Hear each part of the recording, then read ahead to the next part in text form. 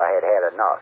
Well, you drove out there into the middle of nowhere and had some sort of loud verbal display challenging ET in general out in the middle of nowhere? That's what I was doing. I actually had a pistol in my hand at the Heidi. time. I was really ticked off. When I was having this fit, I was waving the gun in the air, okay, and I had this fit.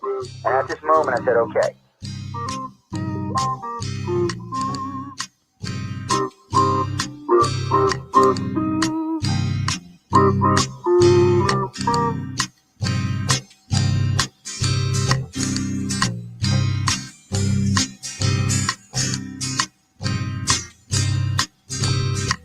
He was a Louisiana man named Montaldo. Folks around called him Six Gun Joe. Worked with ICAR, don't you know? Investigating UFOs. Out for a drive with a gal one night, they stopped to check out the reporting site. When an alien lit right there on the ground, he commenced to throwing his weight around. Now, old Six Gun didn't take too kindly to that kind of thing, especially without Vaseline or anything like that, you know. Seriously. Well, Six Gun looked that critter right in the eye and said, "Any last wish before you die, yo?" Reached for his gun, quick as a twitch, and said, "Fill your claw, you son of a bitch." Now a legend spread across the land about this pistol-waving man. But if you're from space or from Earth below, you don't give no lip to Six Gun Joe.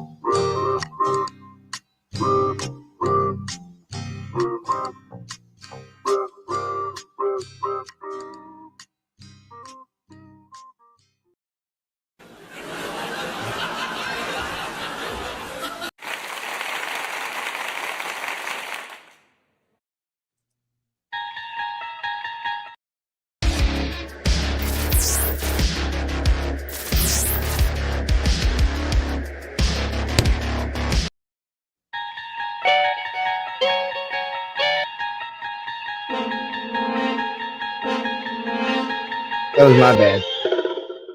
You're listening to UFO Undercover with your host, Joe Montaldo, right here on the Paranormal Radio Network.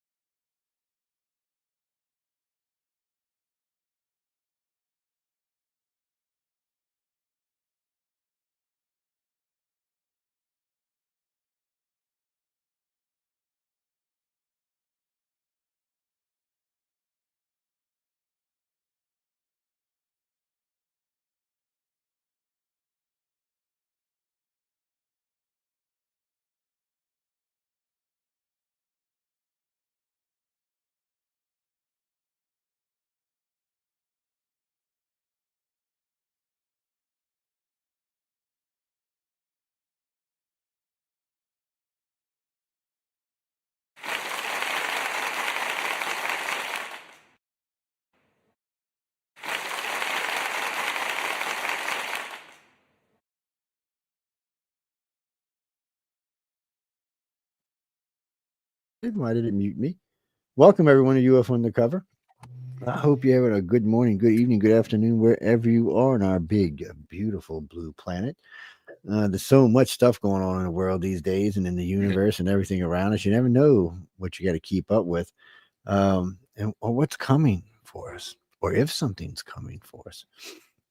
What's that, Landy? Something's coming for us. We don't know what's out in space. We think we know like this much of it. So if we had to say how much of space we actually know, it'd be less than a millimeter of space. That's I mean, it's less than 1% of 1%. I mean, it's we're phenomenally ignorant. It's the only way I can say. Probably can't measure how ignorant we are of the universe. Well, no, I'm not trying to be mean, but I mean, it's just that's a lot to know. I mean, we're new to the neighborhood. I mean, we're just moving in and stuff. We don't even know our neighbors yet. Yep. We're like the ugly kids down the street going, and the neighbors going, "Do you really want to meet them? Look, they smell funny and stuff. You know, they got weird zebra animals and stuff." Well, at least we're not like the Klingons. We don't smell like prunes. Sorry about that. Jay got gonged when I was gonging the thing I just said. He got gonged, man. He got gonged. Oh, now he's screaming at me. Did y'all hear that shit? He's screaming at me, man. Homer Simpson, you know it. Oh no, Jack. A woman does Homer Simpson. No, that's not true. A woman does Bart Simpson. One of the whoever it was we met in LA, she did 4 of the voices. You know what though? Oh God, I can't remember her name. And she was oh my God, she was hilarious. She gave the keynote. Matter of fact, she gave the keynote at one of the Writers of the Future galas. I can't remember which one it was. It was maybe the one before this last one. I'll look it up. No, because she did a lot of talking, but there was a lot of other people going on, so it's hard to remember exactly everything she told me. Oh no, she was a freak. She talked about how she walked in and how they weren't going to do the thing, and she talked them into it. And oh yeah, she goes into great detail about it. She's on podcast. She's been on the Author's Quill. She's been on Writers of the Future. It's I can't. God, it's like a blank page sticking me in the face. Anyway, later on in the show, I'll remember and we'll talk about it. until then, huh? We don't hate Bart Simpson. We ain't got nothing against Bart. Bart's cool, man. Yeah, we even got a Bart on the network. We ain't got nothing against Bart. Mm-hmm. Now that Lisa bitch, oh man, that's a whole different. I'm just saying, man. That horrible saxophone. We'll have to save that for Friday night, but I mean, that's bad, man. Might have to save that for Saturday night. That's so bad. But anyway, welcome everybody. I hope you've been having good. For anybody who caught me earlier, I was on Ethereal. Yes, I was having a lot of fun talking about extraterrestrials and stuff, and why ET only loves some of us, and the rest of y'all are just cannon fodder and stuff like that. Mm-hmm. Yes, yeah, cannon fodder. Yes, yeah, it's just garbage they stick in a cannon and shoot out at people. Yes. It means you're worthless and useless. How's that? Is that better? Does that clarify?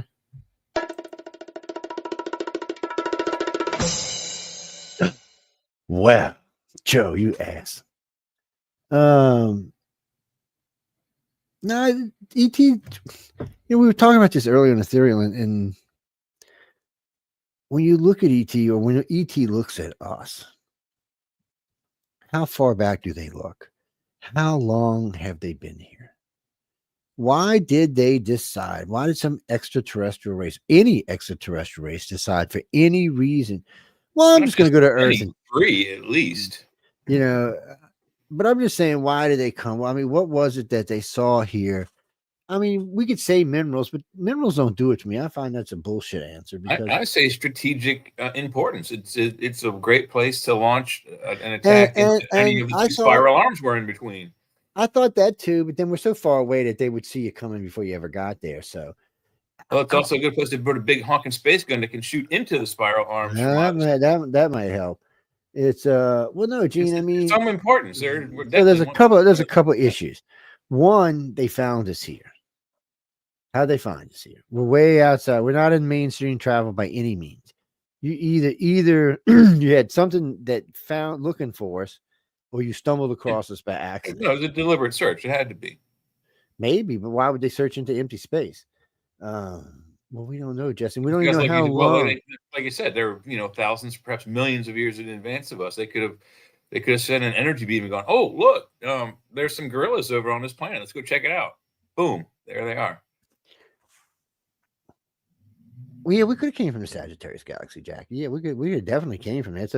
It's an argument. It's a 50-50 argument. Yeah, it can get intense. I've heard some intense arguments over it.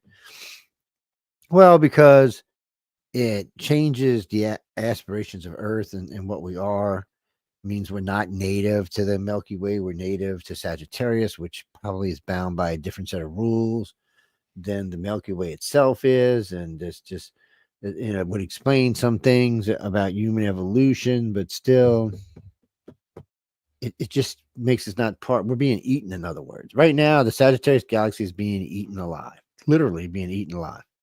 Just it's sucking it in. That's probably why we're so far off the arm. We were probably pushed down. So either we were part of the Sagittarius galaxy, and when we pushed through the spiral arm, it deposited us here, or we're from the top of the or the middle of the spiral arm. As that galaxy pushed through, it pushed those galaxies out of the spiral arm and out here. Those solar systems. I don't. Other than that, I don't know how. Or those galaxies here. Who knows, Jesse? But yeah, but it also probably happened so long ago. We don't. We there's no way we have a record of it. There probably isn't even any, stories. Well, only things they talk about is the amount of red dwarfs around us, which could be causing temperature problems for the planet. Also, because we're like in the middle of a pack of them, and we shouldn't. I mean, if we were in normal star formation like any other star, it would be different. These are old stars. Think about it. Red stars are old. They can be 70, 80, 90 billion years old, whereas our sun can only ever live to 10 billion years. That's it. It's done and over with. It's toast. We always think about 10 billion years is a long time, but can you imagine having an habitable planet on a sun that can be 100 billion years old, stable? Remember, they're very stable suns. They don't have all those big outbursts and stuff. It's definitely different. Who knows? We might acquire Superman's powers being on a red sun planet rather than a yellow sun planet. You gotta wonder what the effects on your skin would be, how dense it is. Well, Jack. Well, I guess it would also depend on how far away the planet is from the radiation source too.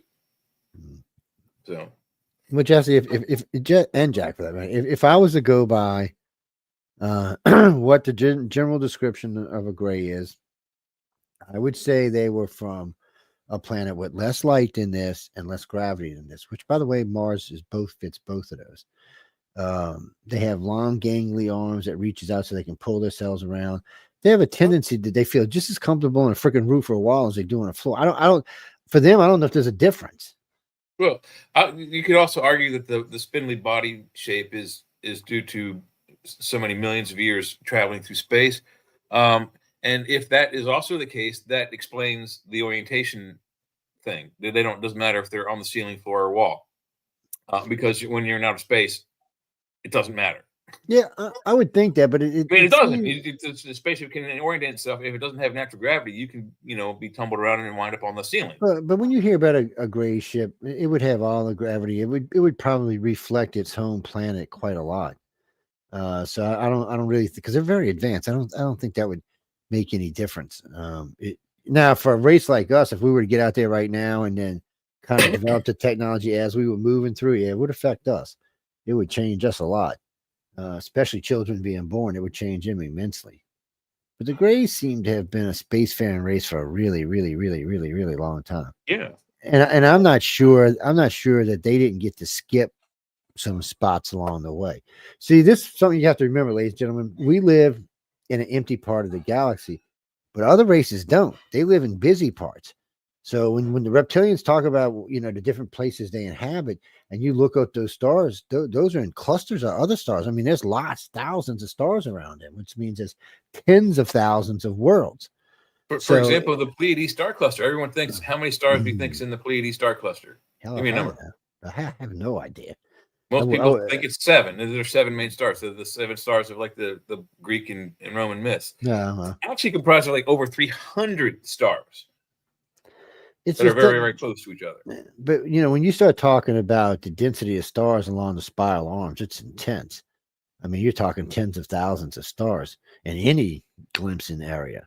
You're also talking solar systems that are within solar systems. There are binary, trinary, and quaternary. Yeah, they are. That's 2 suns, 3 suns, and 4 suns floating around each other, also with planets floating around those suns. So there's that.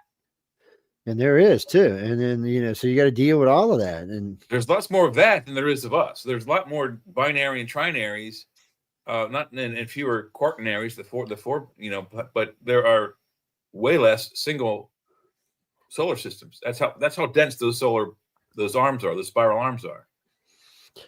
Well, I know, Denise, when you think of 3 suns, you think of like 3 suns rising together, but that's not really always going to always work. Sometimes they might be in sync like that where they're spread out, but a lot of times they might be in different positions. So you may to be so far away. It's like it's like the planet Jupiter. It's just a little pinprick of light in the sky. It wouldn't be like a affect your day or night.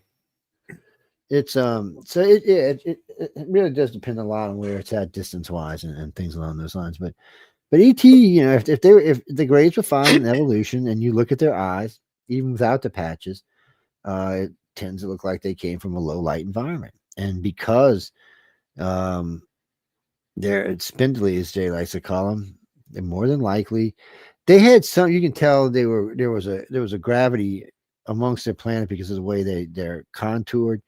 But you can also tell because there's no bones and it seems to be all cartilage that they were on a planet where it was beneficial for them to be able to move backwards, bend around, twist around, and reach around and do things that we can't. Our body's just not designed to do. We break something trying to do that kind of stuff. And, well, Don, it can be both. It could be them from being a spacefaring race. It could be them from living on low gravities. And it might just be they came from low gravity worlds and created a low gravity ship. So it might be both completely and absolutely. That might, the Greys, and you got to also remember the Greys grow their bodies now. So they can grow whatever the hell they want. They can put their consciousness in any brain that can hold it. Unfortunately for them, it has to be a really big one, but still, they can. Well, if you've ever watched Babylon 5, they say the Vorlons can take pieces of the cells and put them inside you. The Greys can probably do that. We know the light beings can, but the Greys, I think, can too. Piece of that consciousness, yes. It's like how can I say? It's like a condensed version of their self. Yeah, it's kind of like the Katra thing with the Vulcans in Star Trek, if that helps. Yeah, aspect. And that way it's in your head, and they can see everything you're doing. And if they want to access you, they can, but they're usually just there for the ride. Well, sometimes you know, sometimes you don't. But the Greys don't even have to do that if they don't want to. I mean, the Greys can simply see through your eyes. Well, so can the light beams. I think sometimes they like to do the physical thing because they get to experience the physicality of what humans go through. And maybe because, like in the light beams, they were a corporeal race at one time. They were a physical race at one time. And now they're not. Maybe they miss that every once in a while. I mean, how do you feel things when you're plasma or some form of energy? So, they might take human form or something like a human every once in a while. The Greys say they were, the light beings were a lot like humans as far as their original. It seems to be the preferred model for this. Well, if we're two galaxies colliding, it seems it's the preferred model for at least one of those 2 galaxies. Rhea. Oh, you mean, what did they tell you? We're part of the 3 galaxy coalition. You know what galaxies they are? So Milky Way is one of them, Andromeda is one of them, and Triangula is the other one. That's the 3 closest galaxies to each other in our area of space, anyway. And we're currently consuming 5 galaxies. Yeah, and God knows what Andromeda is eating, because one day it's going to eat us in 1 billion years. It's going, oh, look at him, little earthling. Yeah. Well, it's the Milky Way. So it's got a bunch of cookies over there, Andromeda, and Milky Way's coming. It's going to have a feast. Well, some solar systems and some planets will survive intact with no damage, probably become part of other systems or create new systems or find their way into the pack of other systems bumping their way around. I Well, think it's because more of something like that. Yeah, well, I don't yeah, think. I what think is it's it? What not do a they call violent it? The thing. heliopod? Yeah, because Yeah. yeah, we're kind of self-contained inside the heliopod, so it might just bump into other ones and push.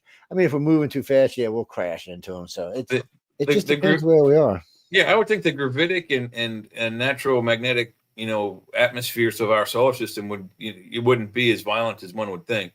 Um, Probably wouldn't be um, entirely safe. I mean, it would probably be, Oh, you're gonna have whole tremendous solar tidal systems, of forces course. and hurricanes and things in an event like that. If you can think about the gravity of two galaxies merging together, it would be like the moon getting too close to the planet.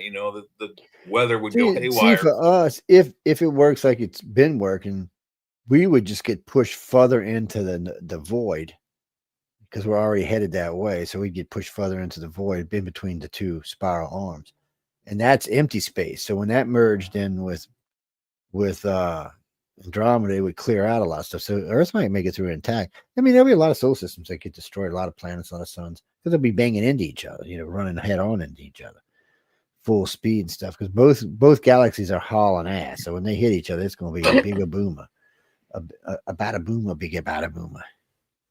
Yeah, it's going to be like, let me blow the hell up out of you, and all those wonderful kind of things. Well, so okay, we don't know why they found us. We don't know how. And we don't know when. But why? What makes humans so special? And I don't think that's really a valid question. I think they have their foot in every planet nearby that has sentient life forms on. I don't think that we're the only ones that they're experimenting with genetically. No, they're experimenting on a lot of people. We know that. I mean, we know the Yeah. black-eyed aliens. They're So experimenting on them. basically, what I'm saying is we're not so special because they're doing the same experiment on as many planets as they can find. Well, I don't know if it's as many planets. I think they're looking for something particular, so it may only I be think coming so from too. Yeah. particular races. So they only might be able to look at certain races. Now, the thing with the black-eyed, the paranormal people call them the black-eyed children, and maybe there is a paranormal thing with the black eyes, but there's also an alien thing, and it's been around a long time. And so people will see these. So these black-eyed people on the alien ship are keepers, just like human keepers are. They go with the Greys and they do stuff with them, with the reptilians, and they do stuff with them. They're part of the abductions. So humans have seen them. We're on the same ship together. We're probably technologically around the same place. We even kind of think and act alike. So that tells me something about the Greys right there. These two races are really close to each other. And on board the ships, we get along with each other. So, and they really kind of just look like humans with black eyes. What it is it just looks like there's one big pupil. And technically, it's not black, it's a different color, but it looks black to us. But what you're saying made me think of something about maybe we're not so special, but the only way, and I'm not a genetic expert, I don't know everything, but as far as I was taught in school, uh, not all genetics are compatible with each other. So, like certain animals can't breed and make a turkey and a duck, a turkey. It just doesn't happen. So if that's really the case, and that rule applies throughout the universe, or even just through our galaxy, let's just say it's our galaxy, that means that the DNA of all the aliens, that if they're messing with our DNA, their DNA is compatible, which means that they evolved somewhere else in this galaxy or this universe on a parallel genetic plane where their DNA is compatible with ours, meaning we can breed with them and them with us and vice versa. So, as far as like sex and things, I don't really Correct. know, but they do look a lot like us. Doesn't mean, I mean, they may have different insides, but they're in the It's the same only way. atmosphere as us. That science is true. It's the only possible explanation. That's part of the reason why they're seen is because they can. If our DNA was, like you said earlier, maybe there's some that they aren't. Yeah, maybe there's some that the DNA is not compatible and they don't mess with that group or that race. There's something. It's weird though, because when you hear people talk about them, and I imagine they're saying the same things about humans, but we hear people talk about them on board ships and stuff when they come back and they're telling you about all the different things they've seen. And when they're talking about the black-eyed people, they're saying they really do say they're just like us, and they really feel like technologically and all they are. Now they seem to be eating and breathing basically the same kind of things we are. Maybe the foods don't look the same, but they still look like kind of food we would eat, and they're all in the same atmosphere, unless they've got something they're wearing that you can't see. Something they put in their sinus or somewhere, gill or something that they might be breathing. You can't tell, but I would think you would know that. I think they'd let you know. So it just seems they're really similar, because there are other places on those ships where there are aliens where humans can't go because they can't breathe the atmosphere. We've got tons of stories of that kind of interaction. If we are to extrapolate from the Greek and Roman stories where the gods are having sex with everybody, including themselves and humans on the ground, and if we extrapolate that we go back in time, that those myths of the Greek and the Roman gods, Zeus and all of those people, are also the same gods as the Anunnaki, that means that the 100% that the DNA is 100% compatible, and they were on a college sex romp here on planet Earth, creating a new species, us.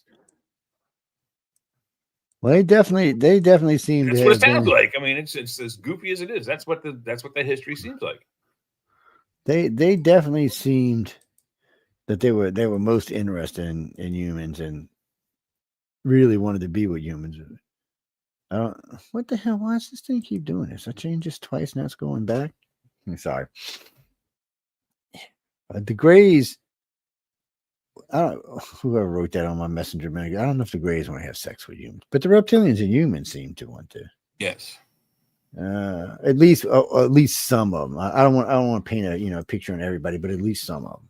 And some of the tall whites, it was, I think, according to Charles Haller, were interested in human procreation, as he puts it.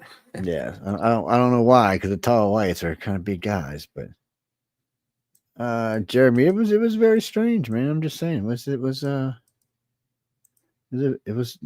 strange thing. The whole freaking thing was weird.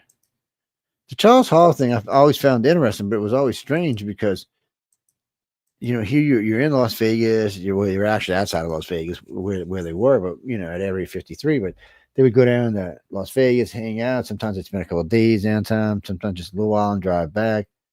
I didn't even know we took that kind of. Is there an exchange for alien currency? Is there even an alien currency for that? I wouldn't think that they even require an economy. At the level of technology, what's the point? I mean, you can go up to the computer and go, "Hey, make me this," and it may take an hour, it may take a day for the computer to compile, the material and make your whatever it's making for you. But eventually, you get a free whatever it is you want. It's you need money for. Well, we were talking about that the other day, and I was talking about that. It's Linda and I and a couple others were talking about it. So, how do you get from where we are today? Matter of fact, we were talking about it when I was on Theory earlier today. How do you get from where we are today to a world, that ET wants to be involved with, a united planet with everybody going in the same direction and working for the same things? We have to kill the killer instinct, or at least control it to the point where it's only defensive. Nope, we don't do none of that. I figured it out. We don't do none of that. You know what we got to do? Give everybody a replicator. Yeah. Give them teleportation where they can move in around anywhere they want on the planet anytime they want, and give them replication so they don't have to work unless they want to work, that they can make their clothes and their foods and whatever else they want to make, they can make right there in their little replicator. And Desi, I'm sure it'll probably be like a bed. They'll probably have government housing. No, I imagine it won't be nasty housing. It'll probably be pretty nice housing. But once you get to that point, because which you're not taking into consideration, Jesse. So if you've got a replicator, you can replicate medicine. Okay, no more cost for medicine. You can replicate food. No more cost for food. It's all stuff that we have to pay now on, like Medicaid, Medicare. You can also make clothing. You can make everything. Violin. So it takes away the need for money. You don't need money if everything you want is free. Yeah. You could take if they give you a holodeck in your house, just like they had on the Enterprise D, you could take literally any recorded college level lecture class from beginning to end, and give yourself basically that class as a, Bachelor of Fine Arts, Bachelor of Science, Bachelor of whatever, Masters, PhDs. You could get off from your home, homeschooled from a computer. Yeah, or even not, even then once you go to class, it ain't going to cost you anything. Correct. Yeah, you're not going to pay anything. You're not going to pay for your books, your clothes, or anything. Not even your food. They'll Yeah. probably only charge you for the piece of paper at the end of the year, which will cost you millions of dollars. Yeah. Well, no, see, because money is Money won't truly, mean money won't make it. It won't mean anything at some point. Yeah, And then yeah, that's 'cause- that's really the Star Trek universe. It's the money, because money still exists in the Star Wars universe. They're still using that old stuff. Well, in a way, they use credits in the Star Wars universe. So But there's different kinds. It's like credits aren't good here. Yeah, certain and credits there don't are like that we- things, and there are ways to make money in Star Trek because civilians still would go out and make money. The difference is they don't have to have it to live. They whatever they're doing it because they like doing it, and if they're being benefited by it for finances, that's fine too. Because I mean, I imagine anybody will be getting nice assisted home, but if you want to live in a mansion or some special place, you're going to probably have to have something to trade on, whether it's money or skill. So, I think what eventually would happen is you'd have a society that breaks off into 3 or 4 groups. One of them would be people who are sports minded. Instead of working, they'll become sports authorities, sports famous sports people, actors and entertainers, and the thing would be another group. Politicians would be a group, and then you'd have your science and people that want to research and think about what do you medicine and do all that kind of stuff. think about what you just said. Actors are going to be a thing of the past, or singers in our lifetime. They'll probably be a thing of the past in our lifetime at the rate AI is Possibly. going. So I don't think the art will still die. I mean, on board. Well, no, ship, you're still going to have that kind of authors. stuff. You'll still have illustrators and authors, but you're not going to need all those other people because of AI. Elon Musk he did a big thing about this the other day. You should hear it. It's kind of cool and kind of scary all at the same time. But he said, guarantee within 100 years, there'll be no more money on this planet. Not at least in the way we think about it. He said quite a few things will have been different. He said, because once you become a multi-world civilization, you change the way you think. Besides, not just that, like he said, you know how many people are going to get to see Earth from space? He said it's like a shortcut to changing the world. He said, I have never met an astronaut who wasn't changed by being in space, not even a Russian one. He said they're all are. He said you can't. He said from all I'm telling you the same thing. Once you see it like that, you can only look at the world one way. You can't look at it as a divided, fractured planet because it's only one little bitty blue planet in a grand scheme of trillions. So you have to look at it different. You have to look at it like it needs to be protected. So it changes the way you look at it. And besides that, you'll be going to Mars, you'll be going to the moon, you'll be going to asteroid, you'll be going to Io and Titan and all Pluto. I mean, there'll be places to go have adventures, places to go exploring, places to go. If you really want to make money, you can always go mining in an asteroid belt or something. I'm sure you get hold of one of them asteroids. I'm sure there's something you get in good trade. Go to the spice mines of Kessel. That's right. So, I mean, the thing of it is it's a different universe. Actually, I really figure it'll be a cross between Star Wars and Babylon 5, really. No, maybe Star Trek and Babylon 5. Yeah, more Star Trek and Babylon 5. Yeah. Because Babylon, there's still going to be politics involved to a point, but not as much, especially if you only got one president for the whole planet. But you got to get there. And Replicators is a good first start because it takes away a lot of what they fight about. And according to Ben Rich and John Lear, they both men saying similar but different statements to the effect that both of those technologies are available. Well, I know I've heard about some teleportation technology. Nothing really super fancy, but still teleportation technology.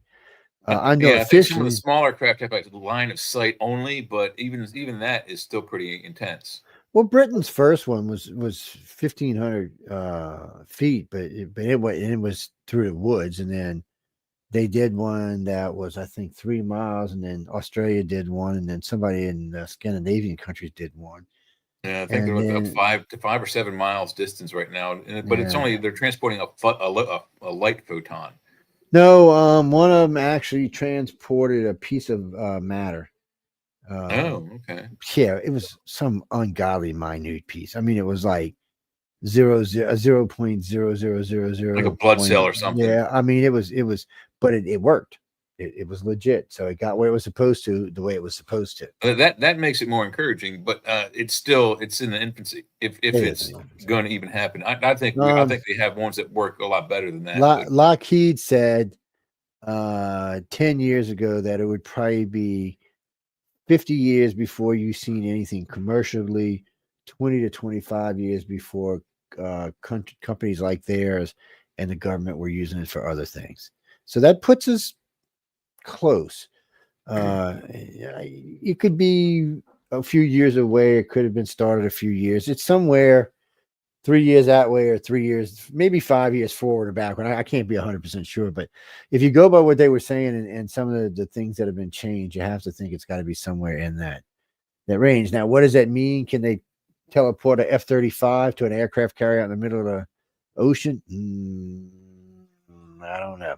Can they teleport one to Germany? I don't know there again. Can they teleport a human? The speculation in some of the Star Trek movies was Scotty could beam something alive the size of a grapefruit across the galaxy. I don't think the technology is that advanced. Otherwise, they wouldn't have spaceships. Yeah. If they could teleport you that far, you wouldn't need a spaceship. Well, you need a spaceship for other things, for supplies and experiments, and Not things if like you're that. teleporting to a known place. No, yeah, that's true. But Well, if you're no, going somewhere yeah, you're not knowing, yes. you definitely need a ship. You don't want to land in some lava pond Well, then somewhere. there's also the same argument. Why not just? And also, there's a new argument. Well, why not just teleport the spaceship there? Hmm. Well, because you don't So, know, you still don't know it's there. You got to I know think it's it's a there. closer line of sight, localized kind of thing for the most part, even with the most advanced races visiting this planet. And then I think that's the best we can get Well, from it right now. it is. It's weird. You can say line of sight, but yet it can penetrate brick and rock and steel. So Well, you know what I mean. It's like no, I know they exactly can't what you shoot us mean. around the No, sun to another solar system. no, I know It's exactly what very you mean. very It's localized. just no. Somebody had made a comment, so I said that. No. So when they fire that gun, wherever that gun is, it's aimed at a particular target. Now it can pass through trees and fences and poles and cars and all sorts of shit, which is cool. And we didn't know that in the beginning. It can. I thought the very first experiment was just pure line of sight. As far as I know, there was nothing in the way. Somebody said there was some trees. I don't know. I didn't see the trees. I just seen line of sight. Next one I seen was there was, I don't know, half a dozen trees. It was like a little grove. It had some fruit growing in the trees. It's and then since then they've actually intensified it some.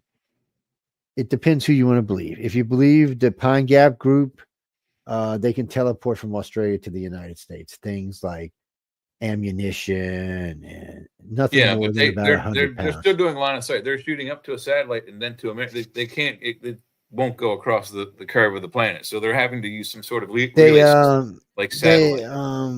what do they call it? It doesn't go into space. It's something else they're using, but it still is basically, I would call it a relay station. It's something that it's shooting. So the way they explain this is, so here's Australia. Here we are up here on this side of the planet, and here's Australia down here. So you could shoot across and up and over like that, or you could come around this way and shoot in like that. But somehow or another, they're coming in at an angle and it's hitting something and then it's just going back down. It's not even going into space. More than likely, they've got like an eye in the sky parked somewhere with a deflector on it or something. Or when there's one in operation, they probably have a special jet built just for that. Or it might not even be a jet. I did see something interesting the other day. Stupid Boeing by accident let one of their blimps got loose, and it's got a big. It's just matter of fact, this freaking blimp was massive. It makes a Goodyear blimp look like it's just freaking big. I mean, I think it was massive, but it's interesting because I was wondering there was a big silver thing underneath it. I thought it was maybe something that had been covered, or maybe it was some kind of sail or something, something that helped the craft move along. I don't know what the hell it was, but now it might have been what we're talking about. It might have been something that deflects that. It gets above the beam and then pushes the beam, pushes the beam back down. Yeah. Collects it, redirects it, amplifies it, and Yeah. sends it to its destination. Yeah. I don't even think it does that. I think it just simply goes just like a mirror. It's because you don't want to add anything to teleportation beam because you might screw up whatever you're teleporting. So wherever you're pushing from probably needs to be the energy you need. I don't know, Chris. We're going to find out. Jay and I are going to find out, man. Yeah, the technology, we're not far from any of this stuff. I mean, too many whistleblowers have alluded to the same technologies. I mean, if you really deep into or dive into what Ben Rich and John Lear said, they allude to the fact that there are phasers, transporters, replicators, spaceships that can go faster than light, and lightsabers. Yes, my lightsaber's right here. Don't maybe. I don't want to. Now I'm talking like a true plasma blade that will cut a house in half.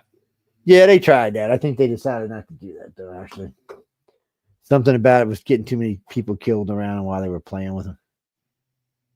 Yeah. No, right now, Jimmy, you can buy. There's a laser flashlight you can buy that will set things on fire, melt stuff. It's a flashlight, yeah, but it can be used as a laser too. It's pretty badass. It's military grade, but you can buy them now for like $10. Yeah, it's not even expensive anymore. Well, because the military's old funny. Technology. Yeah. As the military upgrades, we get some of the benefits of the older stuff. It's like Starlight technology. You know, what they have is unbelievable. What we can get is still pretty badass, but what they have is unbelievable. Yeah, I think the U.S. military is using Generation 6 or 7 now. Starlight vision scopes. What you can get as a civilian is up to, I think, level 3 is the highest, and that's pretty good. That one I've seen through those. You can see through clouds with that. But allegedly, with this level, the 6th and 7th generation Starlight, you can see the human heart beating. You can see the skeleton. You can see behind doors, and like if there's no lead or metal in the wall, you can see through the wall. It's some of that technology is just fantastic. It's crazy technology. Tonight I think Michelle has Wayne on tonight. Yes. Yeah, I'm pretty sure. I think they're doing like an open mic tonight. You can check. No, what do you mean? Oh, I talked to Michelle last night. Why? She's doing the Unexplained Strange Location Events group with Wayne Mellows, yes. And Disappearances, yeah. So go check it out. No, not on for an hour yet. Yeah. What are you talking about? Do you know they're not on for an hour yet? Man, you need to stop smoking that stuff, dude. It's bad for you. No, really, it is. But we got to go to break right quick. No, I got a little song queued up right here. We're gonna put on in just a second. No, we played Lindsay a couple of times yesterday, so no Lindsay today. Sorry, guys. Lindsey Buckingham. Lindsey Buckingham. I heard him the other day with Stevie. No, I was talking about Lindsay Sterling. She's much prettier than Lindsey Buckingham. Is that the violinist? Yeah, it's a violinist. I did play Hallelujah. Yeah, and well, we got Carol of Bells in like 8 or different varieties. Yeah.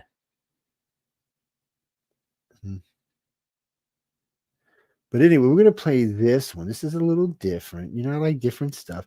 Well, I found some new of those like Star Trek, and what was the one I was listening to today? Redneck Riviera. What the hell was it? Oh God, I can't remember now. It would come back to me. It was something funny as hell though. It was who was it? It was something to do with the Russians. I just can't remember what it was.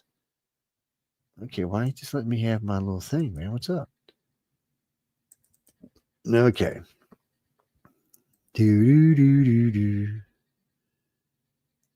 Toss it on the stage for you. you. Go ahead, toss it on because I'm not hearing anything for some reason. Then there's this whole other group of people that likes listening to their Christmas sound. Music, a little bit of band. Oh, you got sound? Yeah. Oh yeah. What the hell? I ain't got no sound. Right? We know where you are. So what the bleep, man? We're gonna let these guys fight it out up here and see which one of those instruments win. All right. So here we go. All righty. Doing banjos jingle bell style. Yeah, it's kind of these two guys get to going pretty good here in a little bit. You know why y'all get to hear it? I don't know. That kind of stuff. Weeds. 78%. What's 78%? Computer, what are you doing? You don't crack again.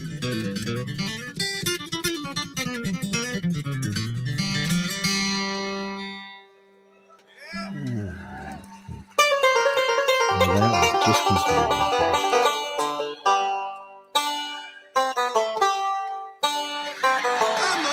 Our horse. All right, so that's working. That's cheating. What? I had the StreamYard thing on, man. I was just seeing if it was working. I didn't get nothing off of this. That sucks.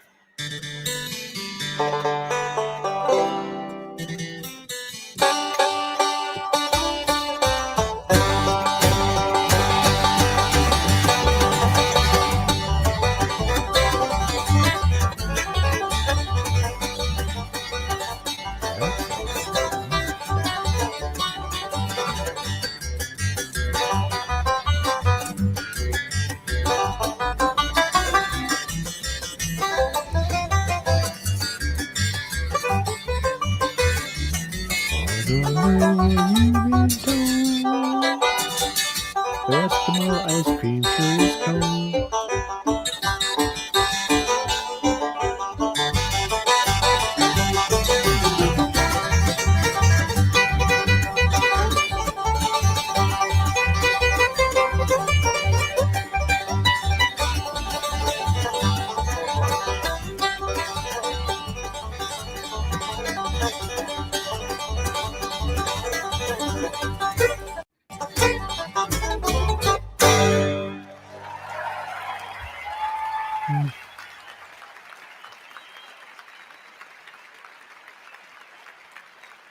Wow. Well, kitty cat. So how many of you thought the guitar won? How many of you thought the banjo won? Yep. Hi, I'm Brittany Ashley, your host How many of you of thought Breaking Star Man's Wars Building won? Dreams, your guide through this transformative journey in both business and life. This is your place crafted for dreamers, doers, or anyone who has been told they can't. Get ready as we challenge those narratives together. You're tuning in live to the United Public Radio Network, airing on 105.3 and 107.7 FM in New Orleans. We are streaming on all the popular platforms every Monday at 3 p.m. Eastern Standard Time. Join me for a candid and thought-provoking conversation celebrating your unique journey because you are worth it. The night has come, it's cold and losing my control. Your light is gone, and lonely darkness fill my soul. I wish that you could save me from my isolation. It's way too complicated. Let's stop this conversation. Let's stop this conversation. We got no relation. I have come, it's cold and losing my control.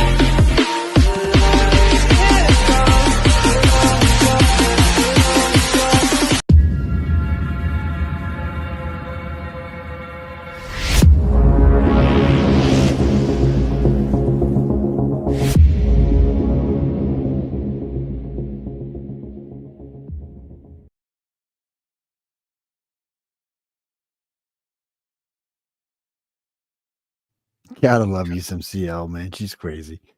That was a good one. Oh, welcome back, everybody. Sorry, I was off messing around with stuff, but I'm back. Jay is got his head in some milk at the moment. I'm not exactly sure what that's about. You know, I don't ask questions, people. Oh, wait, here, let me click this. I'm having my weekly lung treatment, which consists of chocolate milk. There's nothing wrong with the chocolate milk, my friends. There y'all go. Hit one more time for you people in case y'all didn't see it the first time.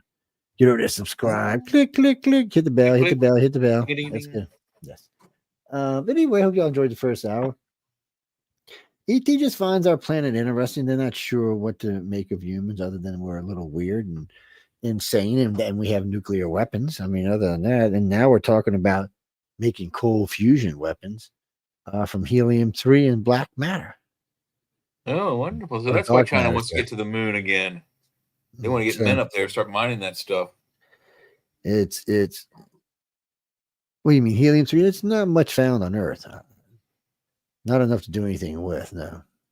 Besides, getting it off the moon means it'll be refined on the moon. So all that crap will go up into the space and we won't have to all come down here.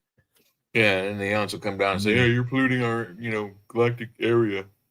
We'll say this is our galactic area. Get out, or we will shove a cold fusion nuke up your spaceship's ass.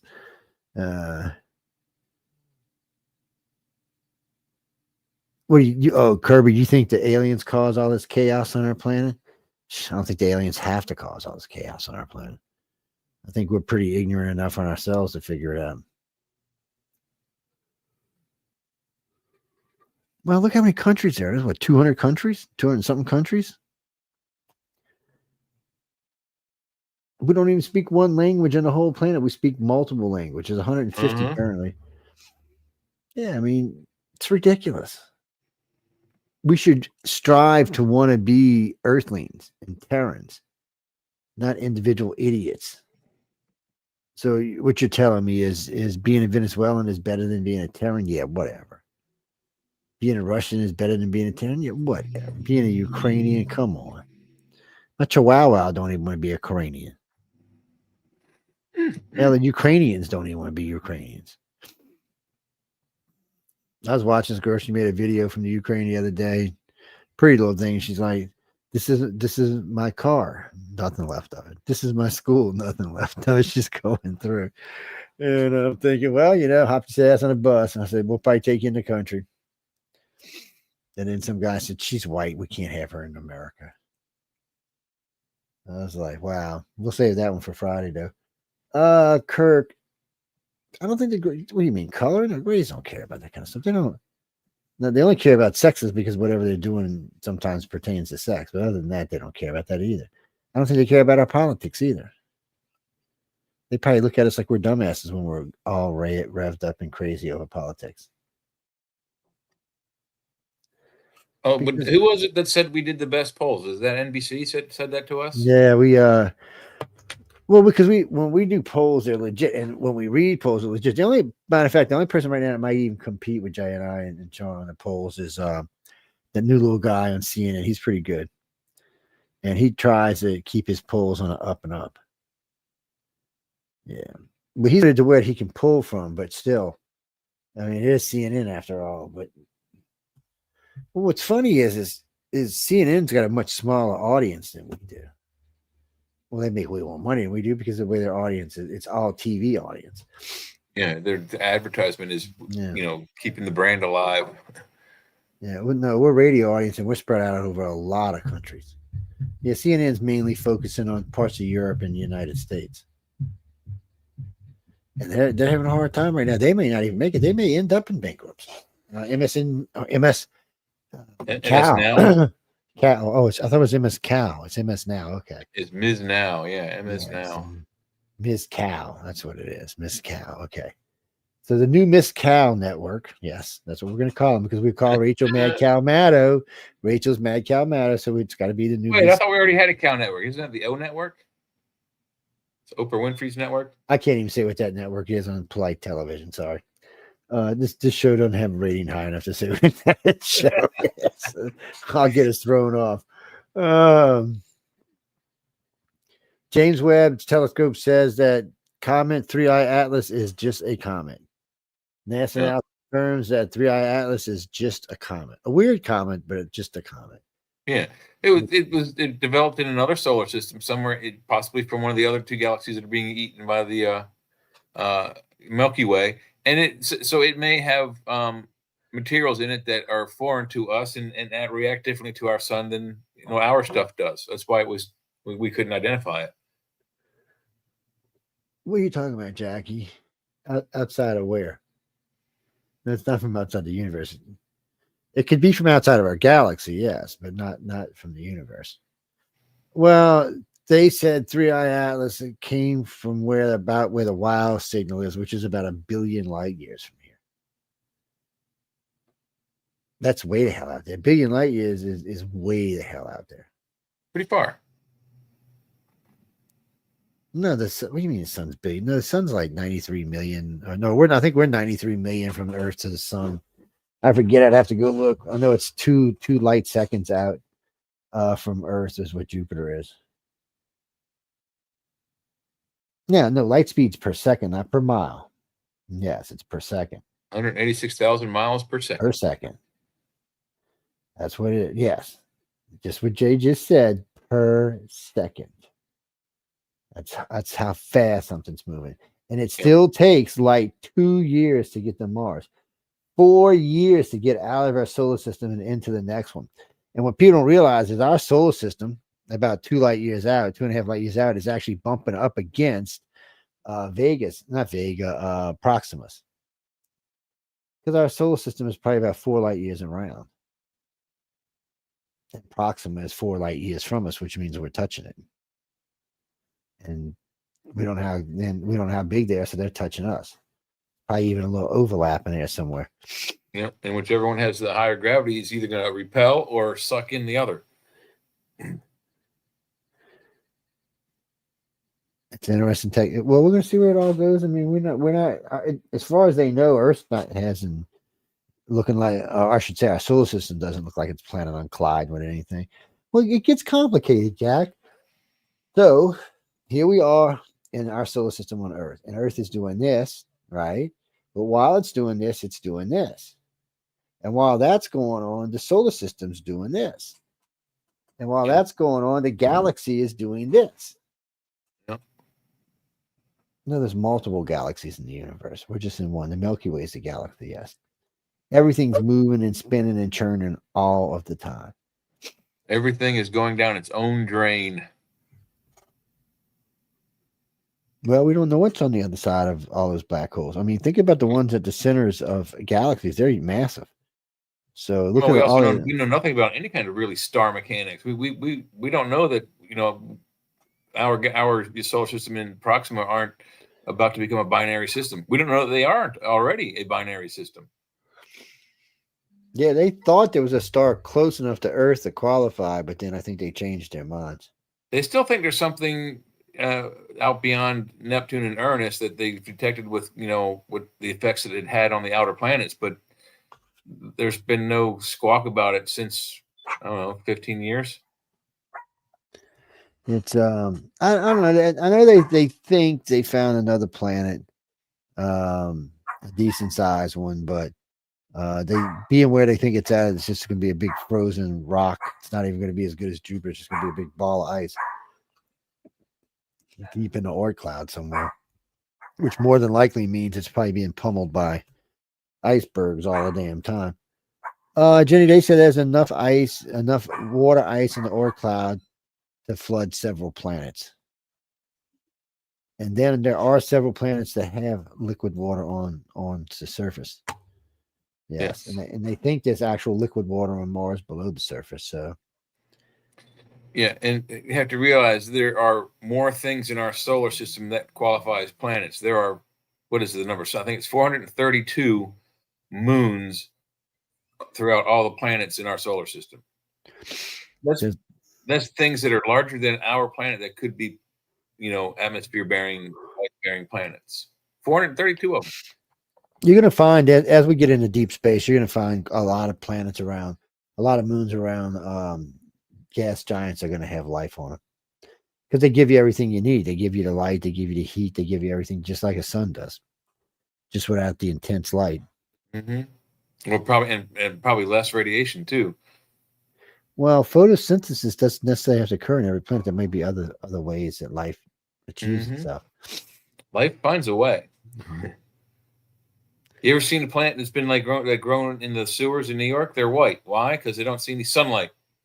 They're albinos. They're not green. They don't produce chlorophyll.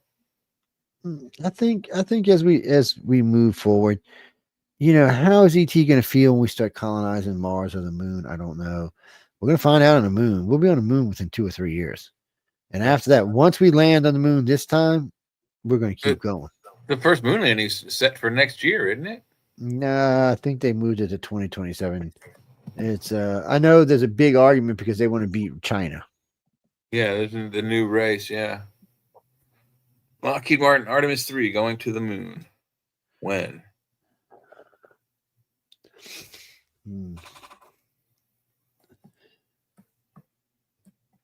Just the government don't always give out stuff like that, and we hear stuff about moon bases and this base and that base, but until you actually see one, you just don't know. The next moon landing was first envisioned to happen in 2024, then this year, and it was postponed to next year at the end of the mid 2027 date is put down. Yeah, that's what I was thinking.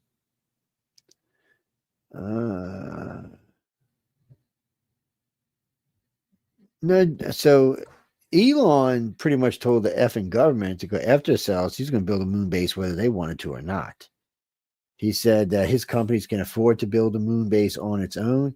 And he said, I'll just build it right smack kind of a helium-3 field somewhere and just let them start going to town.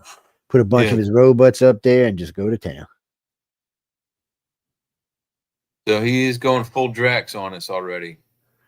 So, if he wants to work with the government, but if they don't want to, he'll just move along. He's got ambitions for Mars. But I mean, part of this sets back is on his company. He got the contract for Artemis to get him to the moon, and they figured out what landers they're going to use. They figured out a few other things they're going to use, the rovers and stuff. Now it's just time to get there and land the damn big monster thing. Yes. I want to see how they're going to land that big vertical ass thing. Well, didn't that thing that had the malfunction just recently? Was that the one that blew up on the pad? Oh, that was a booster. That wasn't the whatchamacallit, the rock, whatever the thing they call it. Well, the one thing that goes on top. Artemis, and I don't think that's Musk. That's another. I don't know who's making it. I just brought it up, but it is it's NASA for sure. It's NASA program Artemis. Yeah, and NASA and Elon Musk is the one that's taking them to Mars. I mean, to the moon. Yeah, the director of NASA just the other day, we covered it on this show not too long ago about him wanting to remove Elon and let some other company take over. But like the media said in the article, there was no companies even as close to where Elon is right now. Yeah. So that would just be a dumb thing to do. I mean, it's not the first time the government's done something stupid like that. No, well, yeah, and the guy that's running the place right now sounds like an idiot, so. But Jackie, that's what happens when you put temporary people in temporary positions. They do temporarily stupid insanity is what they do.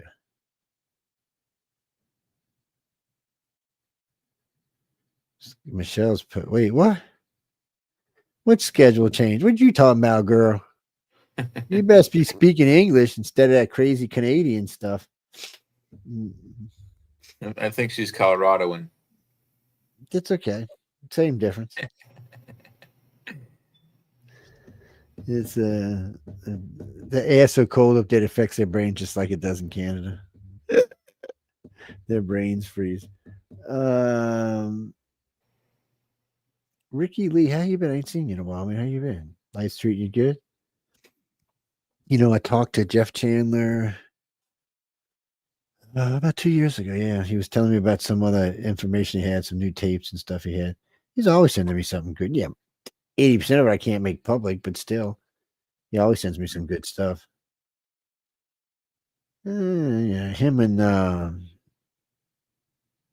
we'll just call him Ted. Him and Ted both. I don't know where to get some of the stuff they do, but they are gifted researchers. Is all I can say. These two guys get sources that you just got to wonder how they're getting them or where they're getting them from. Yeah, Randy, the government's not. The government don't. People always want to blame the government, but the government don't know much about aliens. They really don't. The regular everyday government, the Congress and the Senate and the House and all them, House and the Senate, they don't know squat. Most of them are completely clueless. They have not a clue what's going on. And then they take people like Goresh as good witnesses who's a total scammer. Really, I mean, come on. The guy said every day the UFOs come out and about every third one falls out and falls on the ground and we go collect it and we collect the aliens in the craft. Really? First off, I don't know if the Grays will let you keep their people in their craft. Secondly, I mean, after they've been doing this for 10,000 years, where are all the rest of these craft? Anybody knows? Yeah. I mean, somewhere there must be tens of thousands of these saucers just stacked up on top of each other. Probably got a whole fleet of them under the ice in Antarctica. That's why we're there. So I'm saying we don't have a whole fleet of them because we've been collecting them. Well, fucking Dulcie. Ooh, excuse my language. I'm sorry. So the problem with Dulcie is this is what they said. And I've interviewed several people who said they were there. They said there was a firefight ensuing between them and the Greys. The Greys don't need no gun to kill you. They can kill you from on a spaceship if they want to. They think dead, you're dead. Boom, artery burst in your head, you right there and hit the floor. I don't think people understand the abilities of the telekinesis the Greys possess.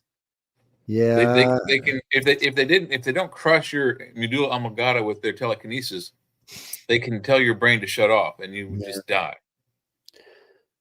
Or they can just walk you to the edge of the building, let you jump off, look like it's suicide. It can make you go load your gun, point it at your head, and blow your brains out. Yeah.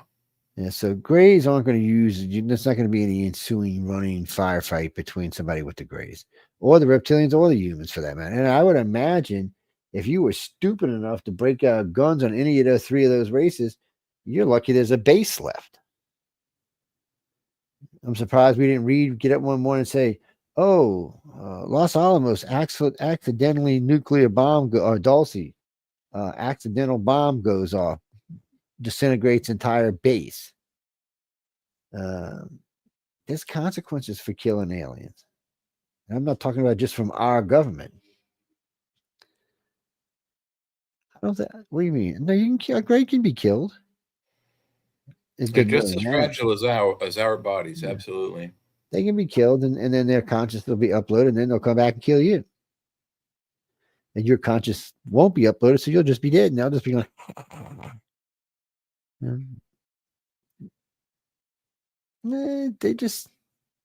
They're here for what they want. And what they want is a species, a race that can intermingle with their races on a decent level, and not a race that's going to go around nuking stuff and blowing stuff up. I mean, come on, our first plan to take care of Mars was to nuke both ice caps. Really? Well, or maybe they need a species to do just that, to expand their territories and take over new planets and solar systems. No, I imagine there's plenty of that. I'm not even sure. When you listen to contactees talk about the council, it makes you wonder how much of our galaxy is unexplored. It doesn't sound like there's a lot of it left. Well, for us, it's almost all of it. Maybe for them, they've seen it all. No, but I mean exploring where you can take territory and stuff like that. Like in the United States, you can still get. That's what I'm saying. Maybe that's what they need us for cannon fodder, so we can overwhelm other intelligently controlled exopolitical groups. Yeah, I wish. And I'm sure they want us for food, but no, Tino, it's just Tino. I don't think they want us for food. They would use it for that too. You never know. If they wanted us for food, they would go back 50 years and eat the people from back there.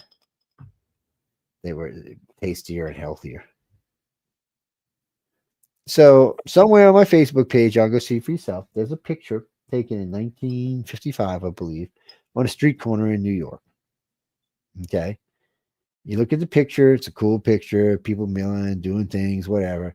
So there's another picture taken in 2025, same place, same corner, same direction. And you'll notice there's a difference between the people and what they look like. Now you could say it was clothes or all this other stuff. You want to know what it is? The people in 1955 were all thin or and comfortable. The ones everybody you saw in the picture in 2025 was overweight. Every one of them. Every one of them. And when you go back and look at the other pictures, not one person was overweight in that picture. Not one. There were a few overweight people back then, but it was usually the rich. Or problems with thyroids and things like that. Hemorrhoids, yes. Christopher. I don't think hemorrhoids. I guess if you clog, buddy. Like, come on, hemorrhoids, man.